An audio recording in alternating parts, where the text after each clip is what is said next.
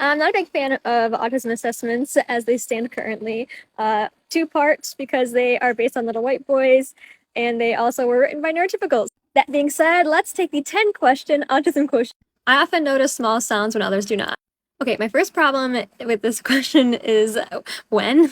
Like sometimes I notice small sounds, but I also think I have auditory processing disorder and I can't like differentiate sounds if there's a lot of things going on. Like it all sounds the same volume to me. But if it's quiet, I can hear really well. But then there are also times where my boyfriend has asked me if I hear something and it like I don't really register that much because I'm doing something. So ultimately I wish there was an option for neither disagree or agree. Also, the word often gets me. Okay, number 2, when I'm reading a story, I find it difficult to work out the character's intentions. I don't think so. I think I like predict if it's like the main character, I piece together stuff and I'm like, I already know what she's thinking and I already know what's gonna happen like a little bit ahead of time. But I think that's what keeps me engaged in the book because otherwise I find it a little boring and I'll fall asleep. But see, this is where the ADHD comes in. So I'm gonna disagree on that one. I find it easy to read between the lines when someone is talking to me. Okay, so again, it all depends. Sometimes I know exactly when you're trying to manipulate me. But then there are other times where I'm just talking with my boyfriend and he's like, no, like, that's not what I meant. So again, neither. Okay, I usually concentrate more on the whole picture rather than the small details. Yes, absolutely. Although sometimes I do notice the details if I'm like combing through things. But I'm gonna like generally agree with that one.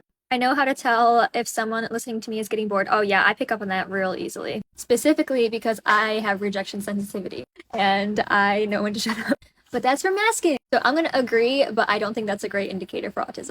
And sometimes I don't care. Sometimes I just want to talk about my special interest. I find it easy to do more than one thing at once.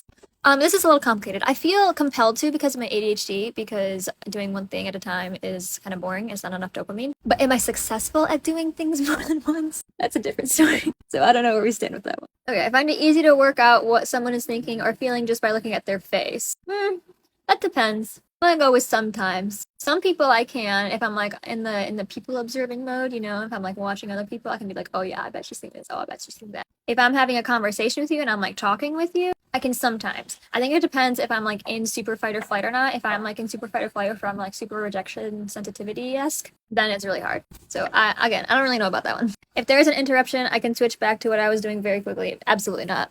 I like to collect information about categories of things. Categories of things? I don't really know what they mean by that. I like to learn about stuff. Not everything, but some things. But I feel like that's a little normal. I don't know. I know like we have like our super in-depth deep dives that we do. But that's not what that's asking. Okay, I find it difficult to work out people's intentions. Didn't you sort of already ask this question? Again, sometimes it depends, so I don't know how to answer that. So in honor of Autism Acceptance Month, can we please just change these questionnaires to have them written by autistics?